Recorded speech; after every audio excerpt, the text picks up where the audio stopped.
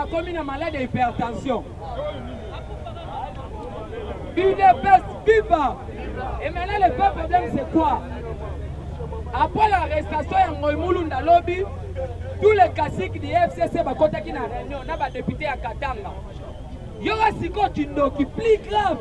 Ils vont faire une déclaration en disant que non, actuellement il y a un dérive dictatorial. Il y a eu l'enlèvement de Ngoï Mulunda. Nous demandons qu'on puisse Kotikaye à l'immédiat. Et puis les gens du FCC, ils vont aller saisir l'article 64 de la Constitution en disant que le président de la République ne respecte pas la Constitution. UDPS viva! Viva! Et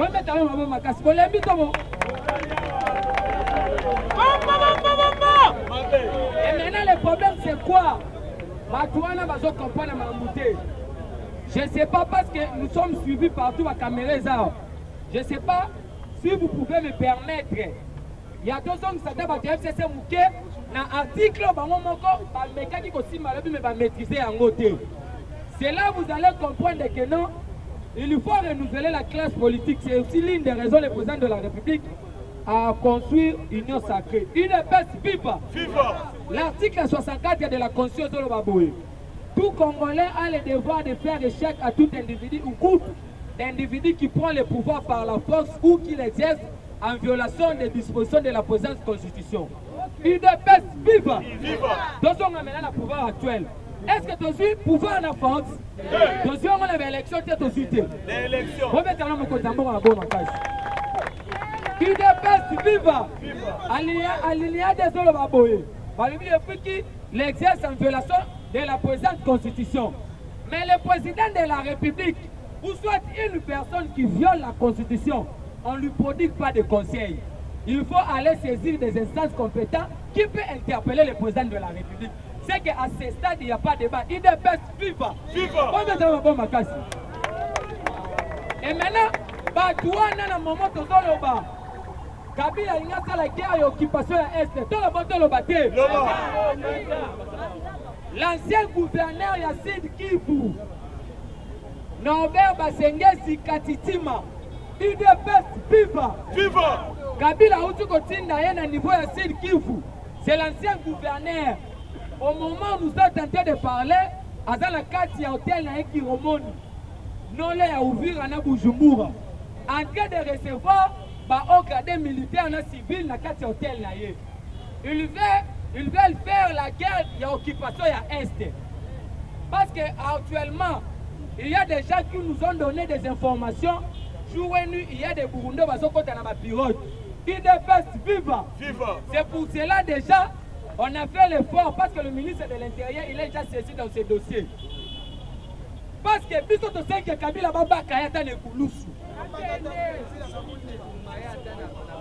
C'est aussi l'une des raisons que vous avez vu Ngoï Mulunda a tenu des propos tribaux pour Nabaluka Sessoson à niveau de Katanga. Mais Baba Kounga Lobi Boelelo, alors les propos tenus par Ngoï Mulunda, ça n'engage que le PPRD et le FCC. C'est ça. Ça n'engage pas les Katangais.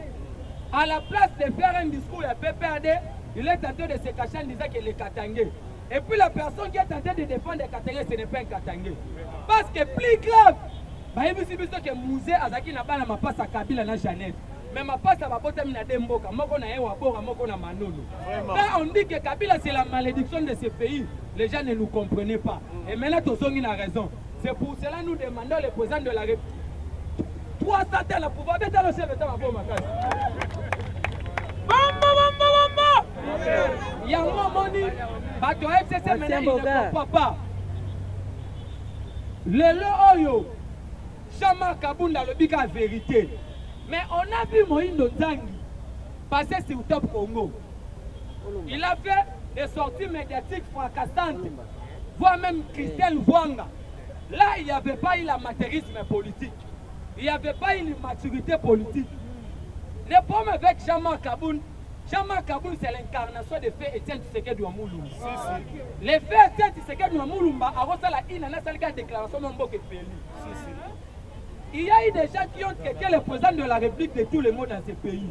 La Rwandaise Chanine Mabunda, elle s'est taxée de listes en disant que le président ce n'est pas un juriste, il lui prétend de l'être. La personne qui a un coiffure anticonstitutionnel, Tambo Mwamba, il a dit dans quelques heures, je serai le président de la République. Les médiocres de tous les premiers ministres, Ilunga et Lukamba, il a communiqué avec le chef de l'État dans un petit communiqué dans la carte de la télévision. Et maintenant, Jean-Marc Kabou n'a fait qu'un seul discours. Parce qu'on a jamais moqué. Peut-être que Jean-Marc Kabou n'a pas ma casse. Et à moi maintenant, Jean-Marc Kabou dans le bac, les Égyptiens que vous voyez, vous ne les verrez plus jamais. Et maintenant, hier, il a dit que la vérité, rien que la vérité, tout le monde a requisté Kabou, il n'y a pas le bac à vérité. Et maintenant, qu'est-ce qui se passe? Il a dit que j'étais dans la réunion, j'ai représenté ma formation politique qui est l'IDPS. On a vu Katumbi et Bemba. Mais pour vous dire la vérité, ensemble des Alami Bali, il y a l'ensemble pour la République et puis l'ensemble pour le changement. L'ensemble pour la République, ils ont la 0 député. Autre qu'on créé un pas ministre de la mission intérieure à la Mingita 2 ans. L'ensemble pour le changement, ils ont ensemble va créer l'Afrique du Sud. Il y a Badeli Sesanga, il y a Jean-Berté Wanga, il y a Chabo Kende, il y a Batum Wakumwanza. UDPS viva. Mais comment on peut requalifier la majorité parlementaire sans pour autant que ça l'appelle la FCC? C'est pratiquement impossible. Surtout celle-là nous analyse. Parce que Katumbi et Bemba, ils ont moins de 100 députés. Mais elles demandent la primature, l'autre demande le bureau de l'Assemblée nationale. C'est pour cela que Jean-Marc Kabou Nalbi, j'ai dit directement, ils sont venus tuer l'Union sacrée. Maintenant, Jean-Marc Kabou Nalbi, ma classe.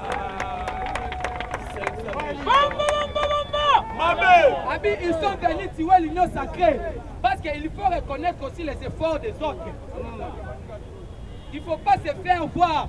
Mais sauf imprévu, moi, quand la carte d'Abango, on a un bureau et Mazalata membre la carte bureau. C'est pour cela que le président René, Makamouati Kolobano, le président René Mabo Makas. Tous les gestes séjours, la vice-présidence du bureau de l'Assemblée nationale, c'est ça, c'est là où il y a l'administration. Il y a un moment où les gens ont lobby le lot. Et les gens ont lobby le bombe avec Kaboul. Aligné contre le vice-président de l'Assemblée nationale pour contrôler la personne qui va être le président du bureau de l'Assemblée nationale. Et c'est là où maintenant il y a une crainte. Parce que Batouana va comprendre maintenant ce qui se passe actuellement. Quand vous voyez Jean-Marc Kaboundou, ce n'est pas Jean-Marc Kaboundou. C'est le président de l'Union africaine qui parle à Jean-Marc Kaboundou. Et c'est maintenant les gens ne comprennent pas. Oh, c'est un amateur politique. Mais Katumbi, c'est qui? Olivier Kamitatou, le porte-parole, il y a Katumbi. Avant ma déclaration, Jean-Marc Kaboundou, dans le lobby qui va en avec qui n'a pas le lobby que non, l'Union sacrée est teintée et n'a ADN tribal. Là, il n'y avait pas de gens qui l'ont médias pour condamner. Chériba Okende, à la place d'attaquer l'individu Jean-Marc Kaboundou, il a dit que non, l'IDPS de Kaboundou. Automatiquement, tu vas attaquer même à la personne du chef de l'État. Parce que le chef de l'État, c'est aussi un membre de l'IDPS qui a confié son pouvoir intérimaire en envoie à Jean-Marc Kaboundou. Là, il n'y avait pas de déclaration, il n'y avait pas l'immaturité politique, il n'y avait pas la... Oh, c'est un étudiant de GD. Mais ce qui fait la force de Jean-Marc Kaboundou, et ça va déclaration, c'est comme c'est populaire dans le terrain. Et en maintenant, on va comprendre que... Batu FCC, Batu Mounoko, non, mais hier, la Cour constitutionnelle vient d'interpréter l'article 101 dans 110. Tout le bâtiment. IDPS viva. Ce sont les mêmes gens qui ont dit que non, ils sont des voteurs de la Constitution, mais ils ne respectent pas cette Constitution. Ceux qui ont vu l'article 101, et le but que tout mandat impératif est nul, il n'y a pas de débat. Il y a ce qu'on appelle le mandat de représentation, un mandat impératif. Le mandat de représentation, cela veut dire que non, Assemblée nationale est une émanation de la population congolaise. Et maintenant, le mandat impératif, cela veut dire que les programmes aux députés à présenter qui n'a pas électorale adopté au Conseil dans la carte du Parlement. Et maintenant, qu'est-ce qui se passe? L'article 110 c'est que non, tout député ou sénateur ou suppléant à Bango, a l'ongoué délibérément avec un mandat parlementaire. Mais l'Union sacrée, ce n'est pas un parti politique. L'Union sacrée, ce n'est pas un regroupement politique. Nous avons maintenant l'histoire. AMP à Kabila, na MP. Tant on va débaucher Badibanga, Batien na primatie. Alors on a eu des presse. Alors on a un groupe parlementaire, il y a opposition contre le groupe parlementaire, il y a pouvoir. C'est ce qui se passe actuellement. Parce que tous ces députés vont aussi, Ngolka Sanj, Steve Mikaï, et voire même Imenda Lobakia, moi je n'ai pas quitté le FCC. Mais j'ai adhéré à l'Union sacrée. Parce que l'Union sacrée, ce n'est pas un parti politique. À ce stade, la Cour constitutionnelle est le lobby boyé. Tout député, il est responsable de ses opinions et de ses appartenances politiques. Et il y a un moment où on va comprendre les sous-cités. Qu'est-ce qui va se passer? Parce qu'ils ont maintenant multiplié des réunions. Parce que l'inconscient Chadari, le ministre et ex-ministre du Transport, José Makila, va déjà dans la capitale. Mais il y a tout chaud Kabila Simisi Bango. Va reconfigurer le bureau de l'Assemblée nationale. Chose qui est difficile. Et il y a un moment AMK, MS, NHS, minorité dans le Parlement, mais bon, nous avons le bureau de l'Assemblée nationale.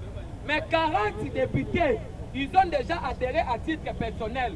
Parce que vous perdez un mandat parlementaire. Et il y a un moment où Batouana va comprendre ce qui se passe dans la Union sacrée. Voir même l'artiste musicien actuellement, Chiba Lobi, son préféré, la politique congolaise, c'est Jean-Marc Kaboul. Guillaume Soro, il vient de tweeter aujourd'hui. Alors, Jean-Marc Kaboul, il a transformé la vache de lait en vache mégère. Pourquoi? Parce qu'en Jean-Marc Kaboul, c'est d'abord la vision du chef de l'État et non le partage des postes. C'est ça. C'est pour cela que vous voyez, tu vas comprendre ce qui se passe actuellement. Parce que même Katumbi, il risque voire même de perdre leur boussole politique.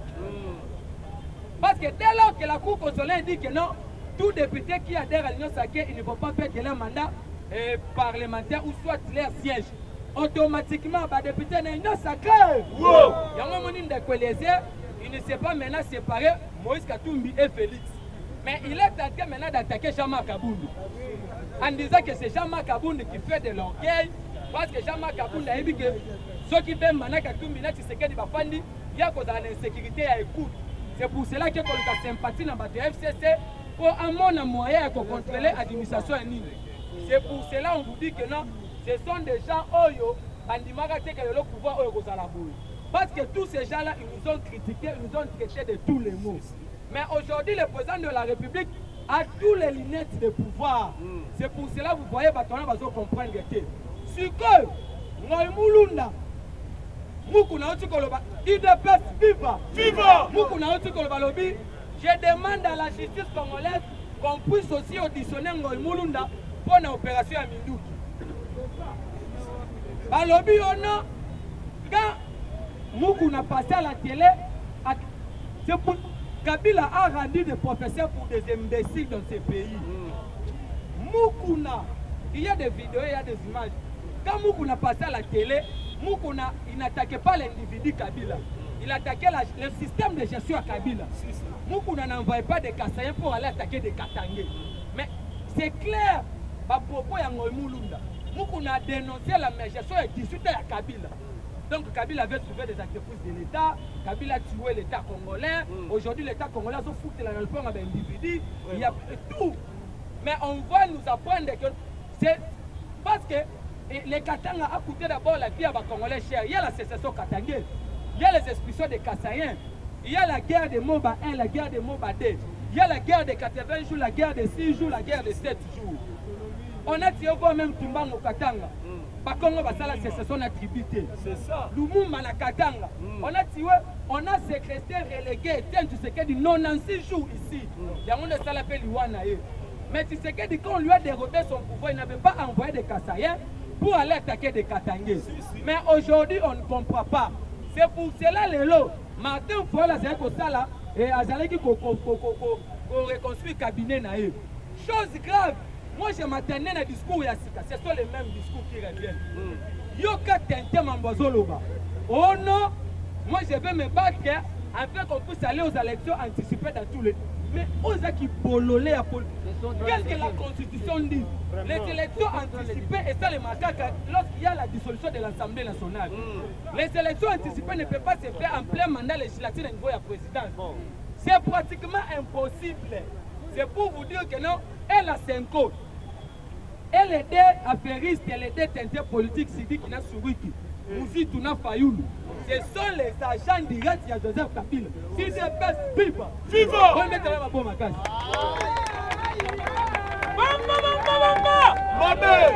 C'est pour cela que nous demandons aussi à Fidelo Ambongo.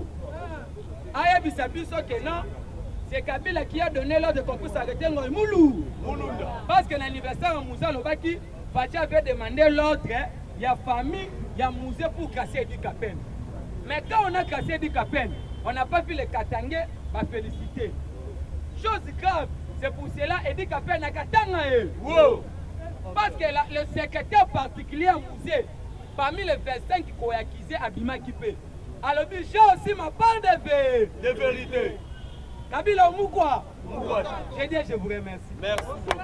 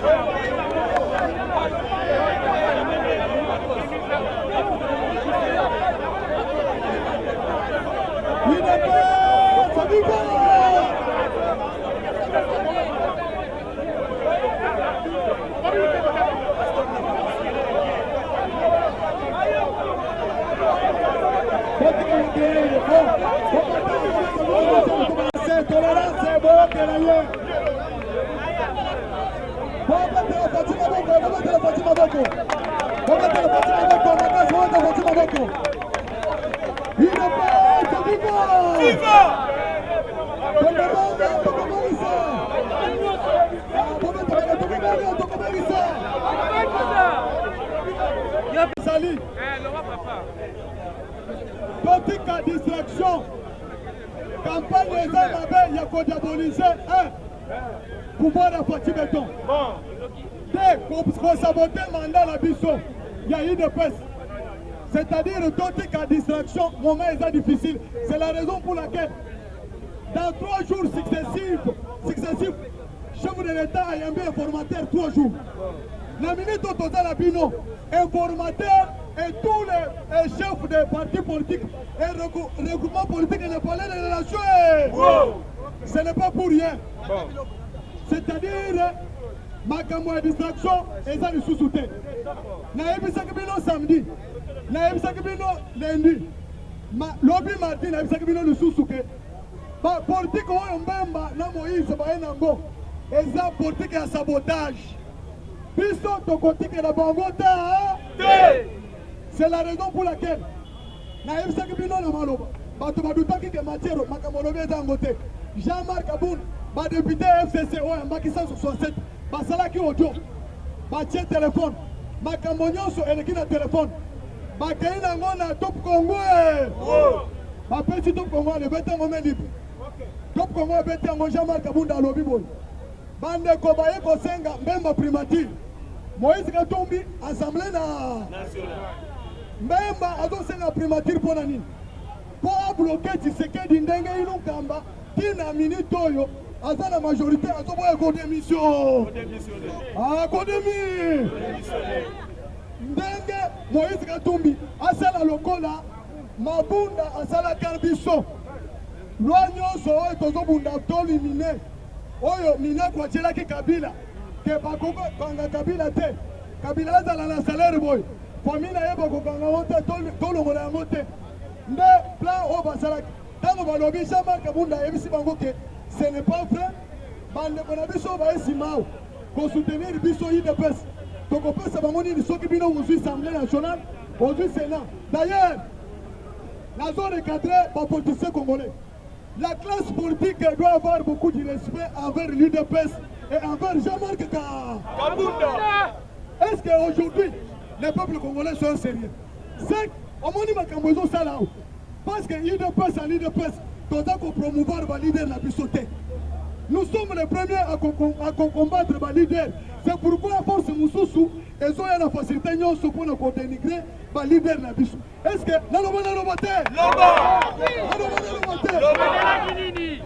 Toké Genève, même Jean-Pierre, Moïse Katumbi Matungulu et Freddy Martin Foyoul et Mouzito, balobi que Félix Poto doit voter comme candidat unique. Et Sengeli Odungola Jean-Marc Aboun, là Augustin Kabouy. Félix a dit que je suis d'accord. Yo Longola F. Bazaïb, Mbemba Moïse on l'appelle Pierre Lumbi. Alors comme Dieu te dit, on a pouvoir de Félix a ici même que Gaël a pouvoir. Il ne passe pas. Viva! Maintenant nous avons Sabino, nous avons tout le monde. Quel est le parti politique? Oyo leader à Koufi, parti politique on a eu au pouvoir, il y a magistrature suprême au Congo. Parti Nini. Parti Nini. On va te laisser Jean-Marc Abouna Maboko. Nalobi boye Jean-Marc Abouna, biso tozalaki libanda. Amati kuna ayebisi Félix. Toyebisaki oyo yokaki te. Il ne peut se seul. Sans Moïse, sans Mbemba, sans Martin Foyoul, sans Mozito, donc on soit nini? Est-ce que tu as qui pouvoir te? Voilà pour le commettre Jean-Marc Abouna Maboko, pour tout fin gagner.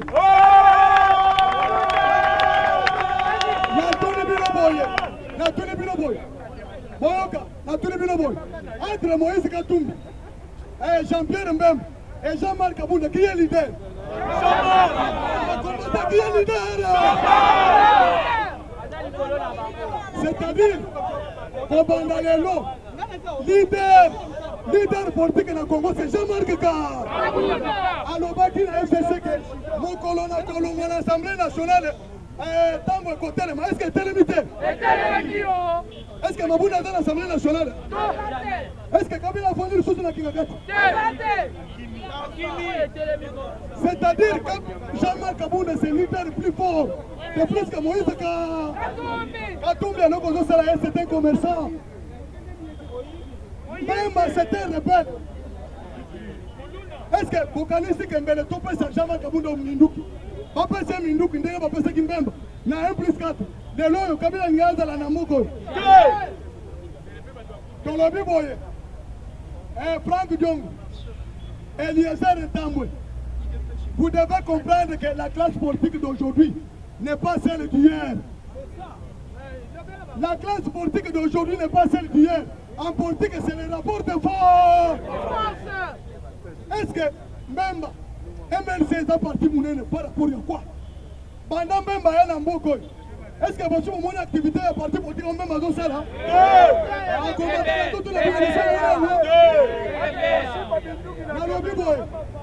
Attends, le secrétaire général Eve Bazaïb, est-ce que vous avez une activité politique? Bazaïb a donné la permanence et a peu perdre. Est-ce que Moïse Katumbi Soki a été leader?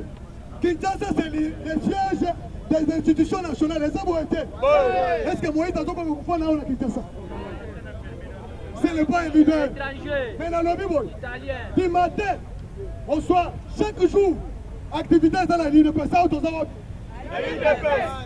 Maintenant, tous les cas, moi, mon oiseau dirigeant parti le coup la ligne de presse. Parce que Jean-Marc Abouna a été inférieur par à Moïse, par rapport à MLC, Jean-Pierre, par rapport à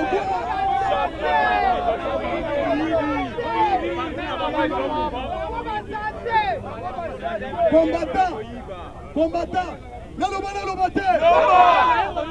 je lance un défi. Alors, je lance un défi à combattant. Ceux qui ont vu que vous avez la ligne de presse. Tout le monde a il y a Jean-Marc Kabouna. Parce que Jean-Marc Abouna a pris droit à Fatih Beto. Ceux qui sont au Tombolier, Fatih Beto peut Azuma. Parce que pour attaquer un grand, on attaque d'abord ceux qui sont autour de lui. Bon, tant qu'on va attaquer Augustin Kabouy, on va attaquer Jean-Marc Abouna. Yo, c'est pas le petit Maboko, on l'a vu parce que n'a pas été. Et dans faible esprit, il ne peut se vivre. Il y a un ballon, ceux qui négociation sur les alliés. Il y a politique. Jean-Marc Abouna, grand leader. À l'équipe, ils sont sur l'accès qui essaye de presque qu'il y a le monopole. Les partis politiques au Congo. Pour retenir en mot. Concernant ma solo total en mot. Na minute, Jean-Marc Abouna, na Bahati Lukwebo, Bazo Betadada, Bazana, ba député Nyon sur classe politique. Bato ya MS, il y a Jean-Pierre Mbemba, il y a Moïse Katumbi, il y a G7. Tout ça. Basali réunion. soni ekangi bango balobi maintenant tokende wapi batelemi na nzela. Maintenant bazangi argument, oh nous condamnons les propos de Jean-Marc Aboun à l'état où tozali. Bon na tuni bango boy. Parce que na uti ko sala mission. Na tuni bango boy. Eliezer nani abimisaki masolo sur la place publique. Moïno za akena to Congo. Jean-Marc abimisi secret libandate. Au contraire, Jean-Marc a parlé dans une salle autour des députés qui sont les leaders politiques. Et ça va être. Maintenant, bango Moïno zangi akena to Congo. Alobi ango balandi monde mobile. Quel a été le mobile? Pour que le monde entier puisse comprendre que Félix est fragilisé avec sa politique, il y a des boulonnements à corriger. N'est l'eau qu'on va dire que ça dans le monde. Mais déjà Marc Alobi qui était Bozaba mafiateur. Et Union sacrée et ça Genève T. On doit comprendre Union sacrée et ça Genève. Union sacrée et ça Sun City. Oyo ta bori ya mokolo, bori ya nani? Ya mokolo. Bori ya Aigle, bori ya nani? Aigle. Bori ya nani? Fatiko. Nde yango tozwe Sabino boy. Bako Sabino te. Le train est en marche. Vous serez surpris. Nalobi vous serez surpris. Na kati ya Bahati Lukwebo a sali déclaration pour lobby, a sali conférence de presse. A lobby la classe politique d'aujourd'hui doivent changer les mandats. Attaquer les journalistes, attaquer les leaders politiques. Ouais, bah 5 postes avant. À lobby boy.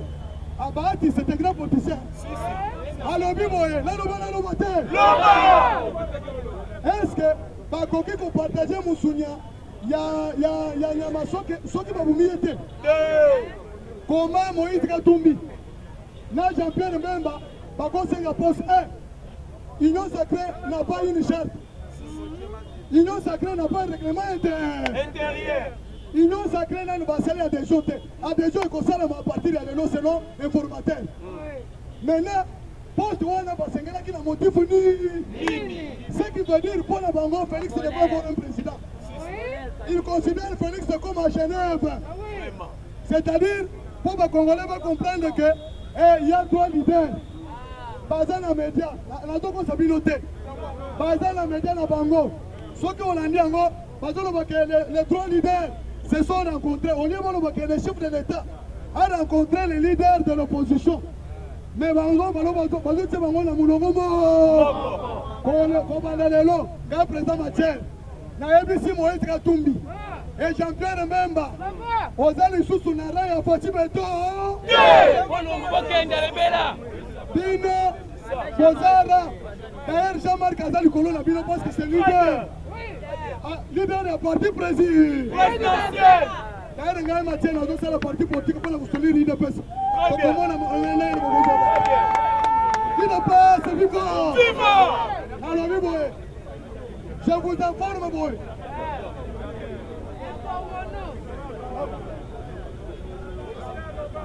ABC Bino boy. De commission sur la on a deux tickets score. La cité, il ne passe viva. Remise et reprise. Et dans la carte de Kossala, on est États-Unis d'Amérique. Et la ABC Bino boy, démocrates, ce sont des méchants. Mon collègue président de la République a mis délégation en Belgique.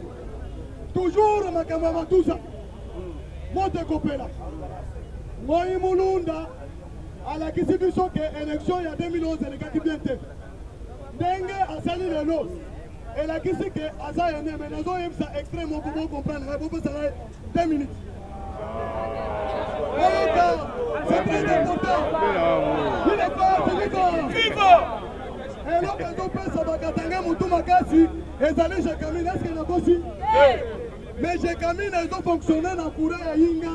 Oh, il y a des Congo, ils ont été. Mais la Toulibino, poto ya courant, oh, il y a mis courant dans le Congo jusqu'à Katanga, il y a grand Kassa. Est-ce que Kassa est dans le courant? Zamba confondre le Bakatangé. Pourquoi? Parce qu'en 2020, Zambie a mis ici la nous. Combattre le cordon d'Amboujimaye. C'est-à-dire qu'après c'est du souci, oh, je suis province minière et Sili. parce que minerai stratégique est comme dans ma province. Zamba Pomoli Congo, je vous remercie. Awa Tozana Boulevard, poids lourd, entrée Ndolo, numéro 37. Awa Tozoteka ba produits alimentaires en gros et en détail. N'a pris à le peuple d'abord, maison les greniers, prix à moins cher, Fachi Béton, Tolia, Totonda. Bana Congo, bana Mikili, monde entier, Mobimba, Bawe Balinga Walanda Yokason, Tala Mokili Moni, Ozo Kate Moué Loko Ezali. Donc chez Papa Laurent, na maison les greniers, na maman na nous, Okokoma wana, so komi, Okomona ba prix, Oya ba biloko, même niveau ya Bruxelles.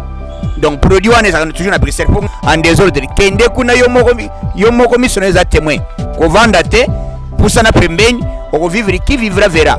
Tango ko koma yo ko comprendre que te masore za lindenge nini. Kolia kotonda nyata borto Fachibe.